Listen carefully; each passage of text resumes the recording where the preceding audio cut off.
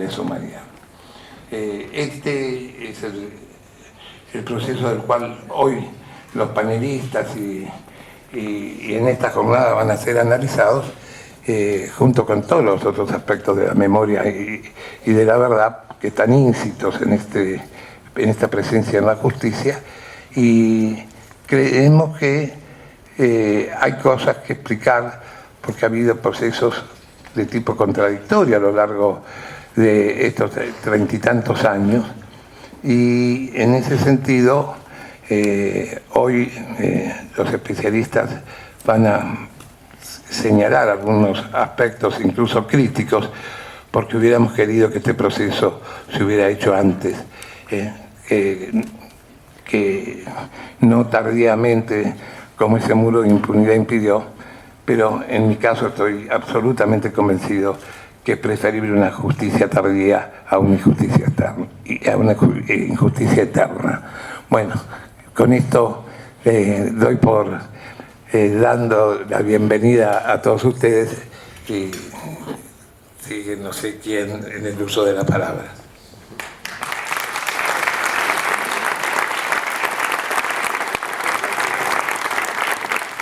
Seguidamente, entonces, escuchamos el saludo del señor vicepresidente de la Asociación de Corresponsales Extranjeros en la República Argentina, don Edgardo Esteban. Muy buenos días.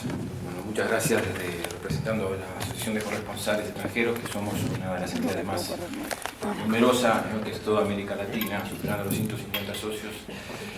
Y la verdad que muy conmovido, primero por compartir esta presentación con las autoridades, a quienes también saludo, y por los amigos que uno ve, como Eduardo Josami en particular, con Lilia Ferreira, una amiga de la vida que muchas veces en mi casa, contando a través de unas largas comidas toda su experiencia vivida y todo lo que significaba Esteban, ¿no? Un tocayo mío en su militancia, más conocido como Rodolfo Walsh, y todo lo que significa esta pertenencia a este lugar. Y tan conmovido como aquel 24 de marzo del año 2004, cuando el expresidente Néstor Kirchner pedía perdón representando a la autoridad máxima por lo que se había vivido en este lugar, lo que significaban las palabras de Juan Cabandier, contando su experiencia de vida, y conmovido por lo que significó hoy recorrerla con los colegas.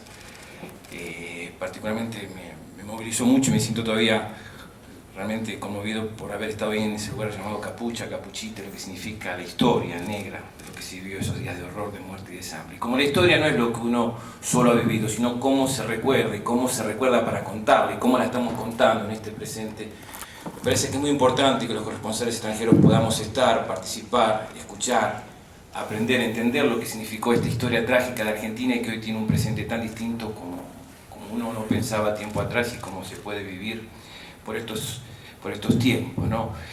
Gabriel García Márquez dice que la ética es el periodismo como el zumbido al moscardón, ¿no? Ese zumbido constante de lo que son las luchas éticas, y desde esa construcción periodística poder analizar, vivir, experimentar desde aquí, desde este presente, que no solamente refleja el horror del pasado, sino lo que significa este centro de la cultura hoy, ¿no? Uno cuando ve, yo veo acá colegas de Paca Paca, del canal Encuentro, de Tecnópolis TV trabajando en estas instalaciones, ver todas las entidades de organismos de derechos humanos, pudiendo tener su participación de la historia, pero también en su presente, con la cultura, ¿no? Hace pocos días atrás veía que había un show para chicos en homenaje también con María Elena Walsh como protagonista de sus títulos.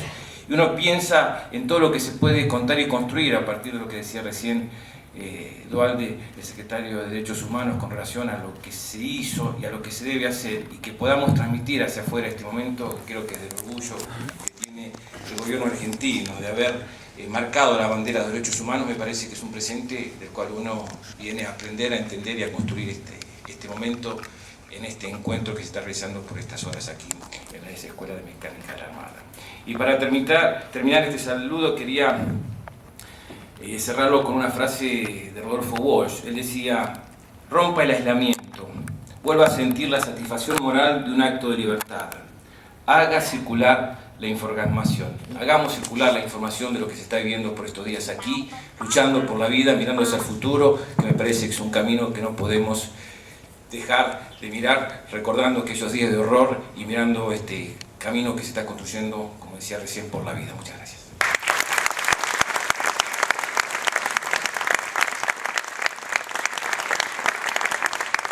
Queremos destacar también muy especialmente la presencia del señor embajador de la hermana República Federativa del Brasil, Enio Cordeiro.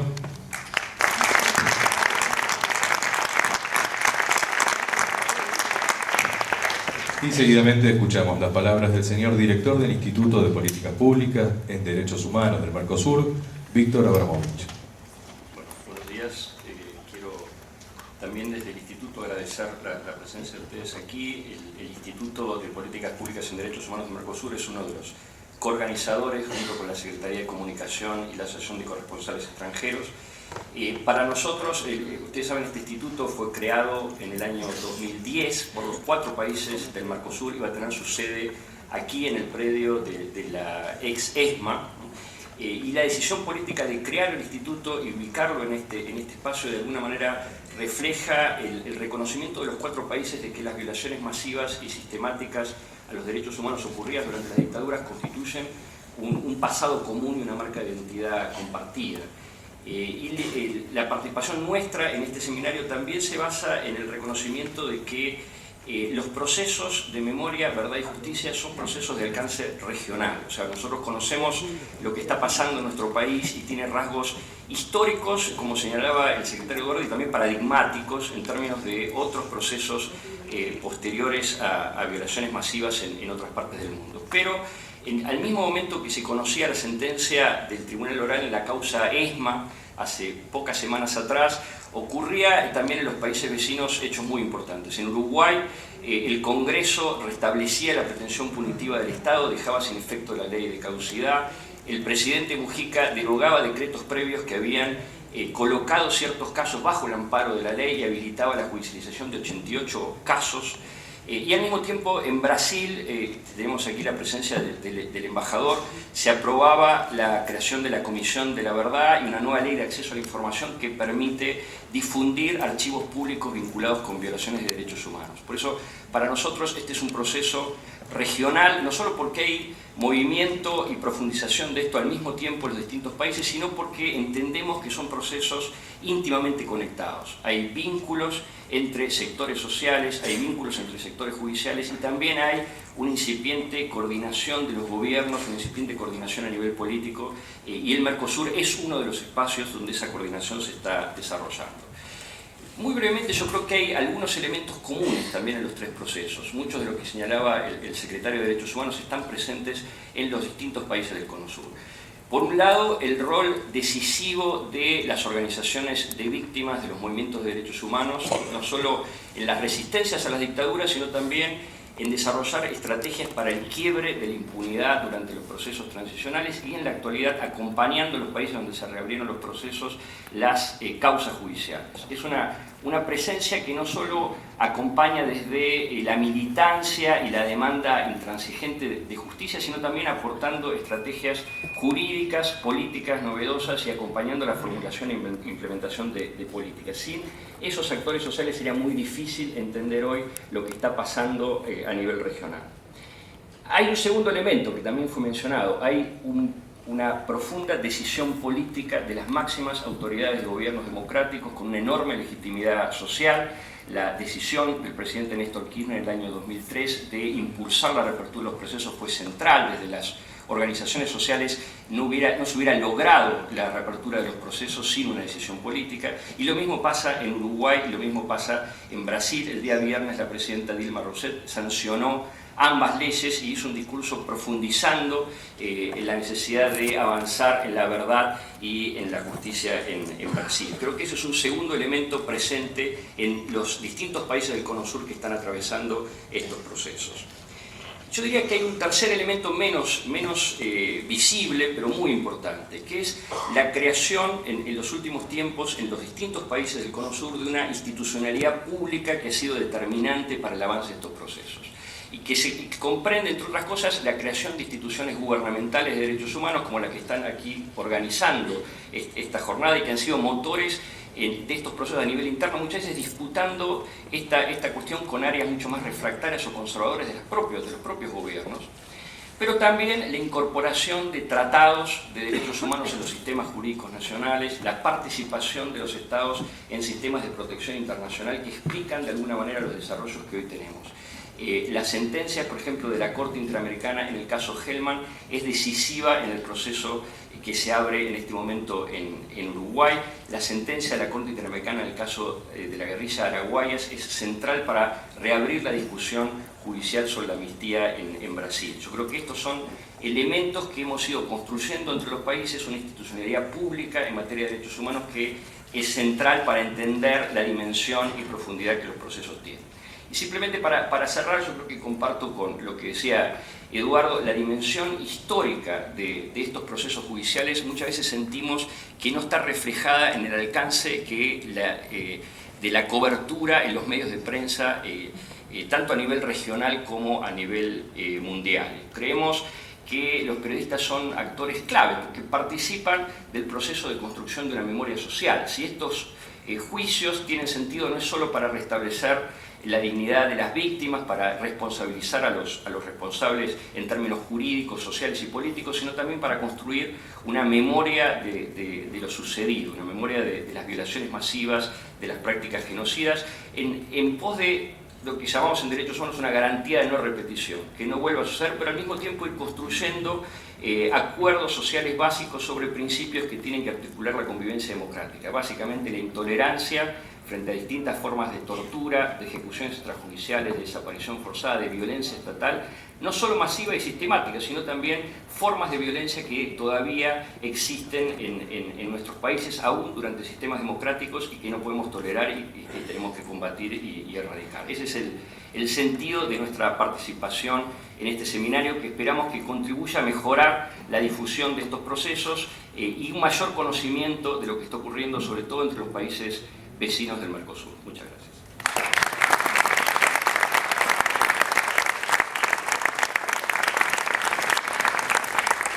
Acto seguido hace uso de la palabra el señor Secretario de Comunicación Pública de la Nación, doctor Juan Manuel Abal Medina. Buenos días a todos y a todas. En primer lugar, agradecer en nombre de la Secretaría de Comunicación Pública a la Cancillería, a la Secretaría de Derechos Humanos, al CELS, a la Asociación de Corresponsales, a las autoridades del Centro Cultural, a las organizaciones de derechos humanos, a todos y a cada uno de ustedes, especialmente a todos los que van a participar como panelistas, expositores y parte de este seminario por su presencia hoy acá, en esta apertura de un tema que es enormemente importante para nosotros. Es enormemente importante por el conjunto de razones que muy bien se han planteado, los expositores que me antecedieron en el uso de la palabra lo han dicho con mucha claridad, pero no por eso quiero dejar de remarcar la relevancia que tiene para nosotros entender que esto que estamos haciendo hoy, como parte de este fuerte proceso de memoria, verdad y justicia, tiene que ver básicamente con un regreso de Argentina, y así lo entendemos nosotros, a la civilización del mundo. Porque, como una y otra vez nos dice nuestra presidenta, la cuestión de los derechos humanos, las cuestiones que estamos hoy trabajando y discutiendo en esta jornada, no tienen que ver con cuestiones de izquierda o de derecha, de un partido, de arriba o de abajo, sino tienen que ver simplemente con cuestiones de humanidad. Que los responsables de los más salvajes crímenes cometidos desde la impunidad del Estado hayan circulado o estén circulando por las calles, es algo que hiere a cualquier ser humano, y eso es lo que una y otra vez nos repite nuestra presidenta. Por eso no es casual que lo que estamos haciendo, que se viene realizando el año 2003 en adelante, haya encontrado los apoyos en el mundo, obviamente de sectores de la prensa de distinta ideología, pero también de gobiernos de muy distinta ideología, porque no tiene que ver simplemente con una cuestión partidaria o ideológica, sino tiene que ver básicamente con reconciliarnos con nuestra condición de seres humanos. Que, como decía antes, responsables de crímenes aberrantes, de secuestros, de torturas, de robo de bebés, de desapariciones, pueden circular y muchos crean que eso está bien, hiere la más clara sintonía de lo que un ser humano significa. Y esta cuestión es lo central para pensar, como muy bien se decía antes, el papel que tienen estas iniciativas para que estas cuestiones no se repitan.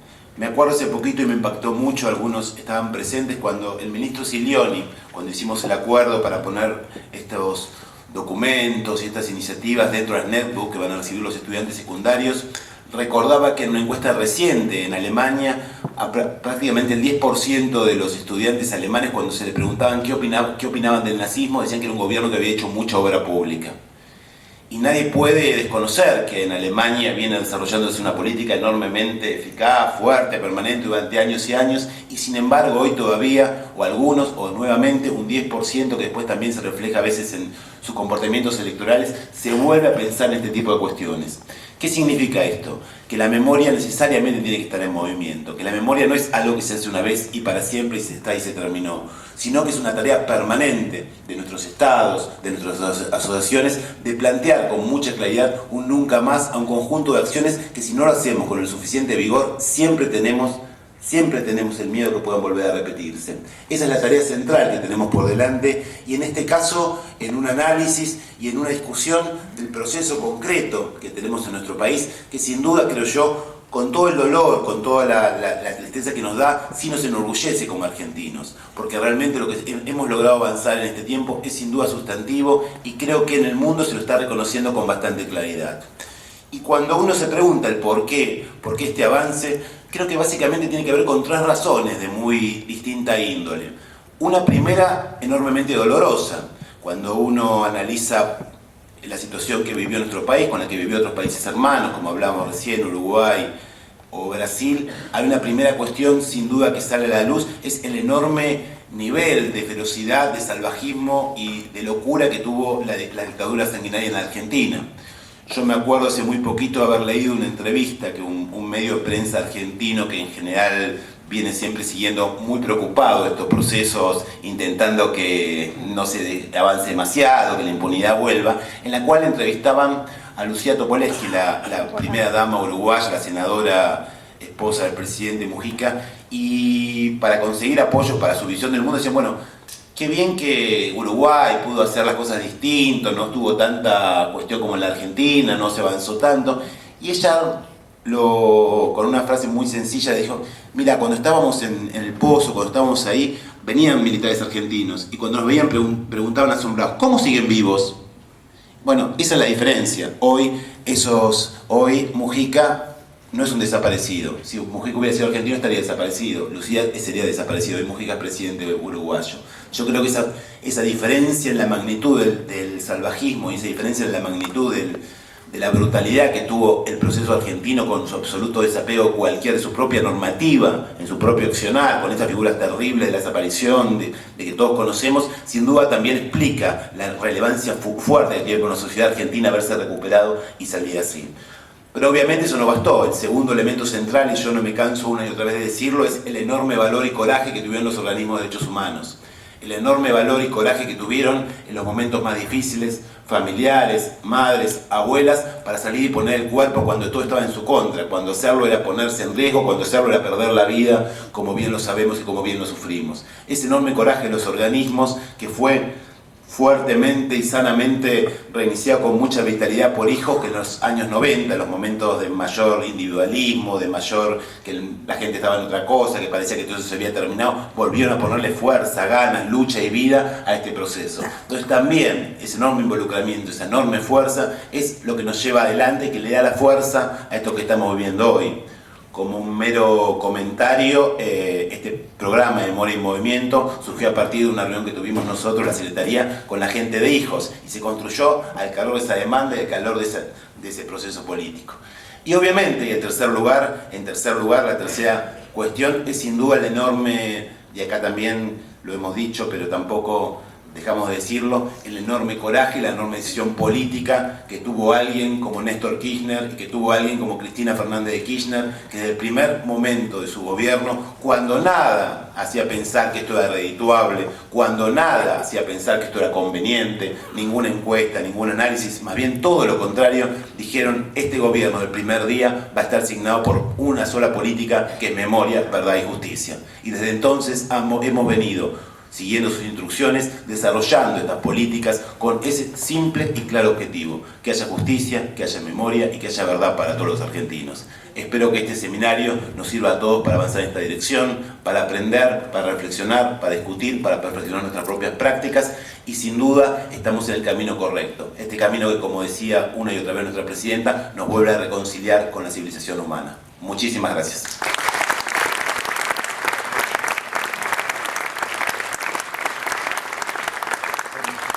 Y cerrando el acto de apertura de estas jornadas de capacitación, escuchamos al señor Ministro de Relaciones Exteriores, Comercio Internacional y Culto de la Nación, don Héctor Timmer. Muchas gracias. Buenos días, queridos amigos. Bueno, creo que no hace falta que yo explique lo que fue la ESMA, tampoco es necesario que cuente quién fue Haroldo Conti, cuyo recuerdo se expresa en el nombre del espacio que hoy nos recibe. Elijo en estas palabras transitar en parte el camino que los argentinos recorrimos para que un lugar tan identificado con la muerte, como fue la Escuela de Mecánica de la Armada, sea hoy un lugar de memoria, verdad y justicia. Un lugar dedicado a la vida a través del arte, la cultura, la política y la creación en todas sus formas. Asimismo, con relación al análisis de las distintas experiencias nacionales en la región respecto a la superación social de las horribles consecuencias del terrorismo de Estado, como funcionario y como ciudadano comprometido con la cuestión, estoy convencido que cada uno de nuestros pueblos tiene que transitar su propio recorrido, lo que no implica de modo alguno negar la enorme influencia que la experiencia argentina ha tenido en todo el Cono Sur. Nuestros progresos, retrocesos, no solamente definieron los distintos momentos de nuestra democracia recuperada, sino que fueron leídos e incorporados al debate permanente que sobre la cuestión mantienen nuestros vecinos y hermanos. Desde el juicio a las juntas, pasando por las sazonadas militares, las leyes de punto final y obediencia debida, los indultos, las derogaciones que siguieron, la imprescriptibilidad de estos crímenes, la ampliación a los responsables civiles, la búsqueda incansable de madres y abuelas, hasta la constante evolución de herramientas normativas y jurisprudenciales, el caso argentino se ha transformado en una pieza ineludible en la consideración de la problemática en el Cono Sur y en el resto del mundo. Es que para la Argentina de hoy, y permítame confiar que también para la Argentina, que será la de los hijos de nuestros hijos, memoria, verdad, justicia son fundamentos de un país democrático, con plena vigencia del Estado de Derecho. Estos principios conforman una verdadera política de Estado en la que están comprometidos los tres poderes y las mayores fuerzas políticas nacionales. Por ello, es de particular relevancia desentrañar cómo llegamos hasta aquí. En muchos de ustedes, corresponsales extranjeros, quisiera evocar el recuerdo de sus colegas que por entonces se constituyeron en una pieza esencial en denunciar que aquello que dio en llamarse proceso de reorganización nacional era en realidad una dictadura de una ferocidad y metodología represiva desconocida hasta entonces en la Argentina. La divulgación de lo que ocurría se conoció entonces como la campaña anti-argentina. Como anti-Argentina fueron tildadas las madres que ante los ojos del mundo reclamaban todos los jueves. La vinculación entre prensa y opinión pública exterior tuvo un episodio que hace poco dimos a conocer. Durante la dictadura militar, el horror del terrorismo de Estado llegó también a la Dirección de Prensa y Difusión de la Cancillería. Allí, detenidos desaparecidos eran llevados durante el día para trabajar como mano de obra esclava en la campaña destinada a contrarrestar las denuncias que los familiares de las víctimas realizaban en el exterior, para luego ser nuevamente trasladados al centro de detención ubicado en el predio en el que hoy nos encontramos. En este esquema represivo se diseñó también el Plan Cóndor, la desclasificación de archivos junto a tareas de investigación de la documentación resultante nos alejan cada vez más de la idea de que el Plan Cóndor consistió en un grupo de casos aislados y operaciones conjuntas coyunturales, sino que fue más bien la expresión de una alianza sustentada en la doctrina de la seguridad nacional que logró una escalofriante eficiencia en la coordinación de acciones de exterminio de alcance regional. Hoy, los países de América Latina vivimos pujantes democracias. Compartimos un proyecto profundo de integración regional que alcanza también el campo de la defensa de los derechos humanos y se expresa a través de la construcción de una identidad común que se apoya en la permanente construcción de los valores democráticos como reaseguro del nunca más.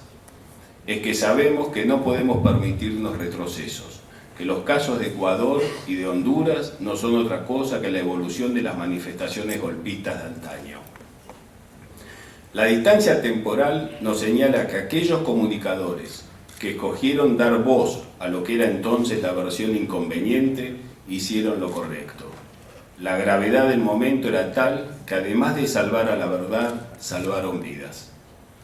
Así como durante la dictadura, las voces de los perseguidos, las voces de los que se oponían a un modelo económico, las voces de los que quedaban fuera del sistema, no tenían lugar en los medios que utilizaron su adhesión a la dictadura para obtener ventajas económicas.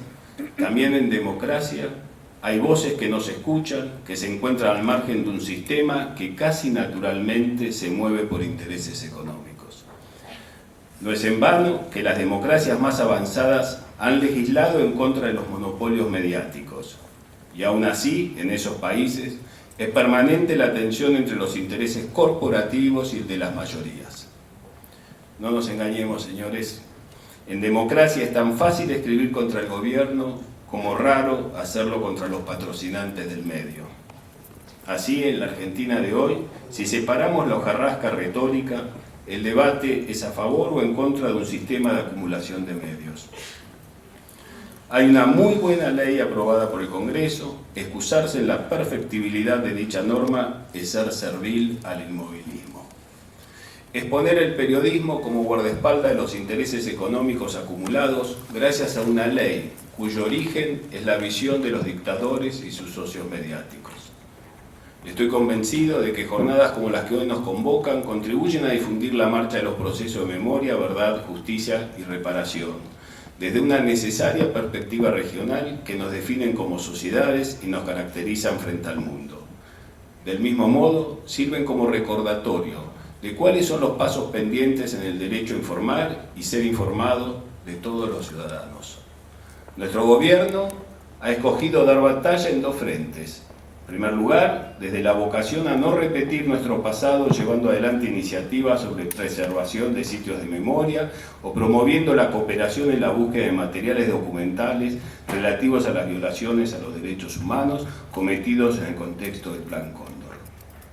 En segundo lugar, lo hacemos desde la modificación de un esquema normativo diseñado para proteger los intereses económicos dominantes y que quede claro, no desde la persecución de sus medios, sino desde la necesidad de brindar oportunidades comunicacionales a quienes por constituir minorías o carecer de financiación hoy están al margen del sistema de comunicación. Vale la pena entonces detenerse solo un minuto para reconocer y reconocernos en el camino recorrido. Nuestros países debieron sobreponerse a un periodo oscuro caracterizado por dictaduras que hicieron de las violaciones masivas y sistemáticas de los derechos humanos la herramienta privilegiada de ejercicio del poder. Hoy, por el contrario, a partir de los lazos de integración regional, trabajamos cooperativamente con el firme compromiso de profundizar nuestra identidad como una región valorada por su firme defensa de los derechos humanos y las libertades fundacionales, entre los que incluyo el derecho a la información. Por eso, la imagen que nos permite sintetizar este recorrido de la ESMA, el Centro Cultural Haroldo Conti, es la de un escritor a quien la Dirección de Inteligencia de la Policía Bonaerense le había abierto un legajo y comentó en 1975 su última novela Mascaró, diciendo: propicia la difusión de ideologías, doctrinas o sistemas políticos, económicos o sociales marxistas, tendientes a derogar los principios sustentados en nuestra Constitución Nacional. Por su parte, un año antes de su desaparición, en una entrevista en La Opinión, a la pregunta ¿lo hace feliz escribir?, Haroldo Conti contestaba: en absoluto, es un gran dolor, un gran esfuerzo, inclusive físico. Me crea problemas personales, de relación, me vuelvo huraño, fastidioso. Escribo porque no tengo más remedio. Escribo o me muero. Es como estar embarazado, supongo. Después uno pare y se acabó. Se siente mejor, más aliviado. En la búsqueda de verdad y justicia, la sociedad argentina se integra y fortalece. El sábado, aquí mismo, en los jardines, abuelos, padres, niños se juntaron a celebrar con arte la vida. De esta forma, la memoria de los que se llevaron nos alivia. Muchas gracias.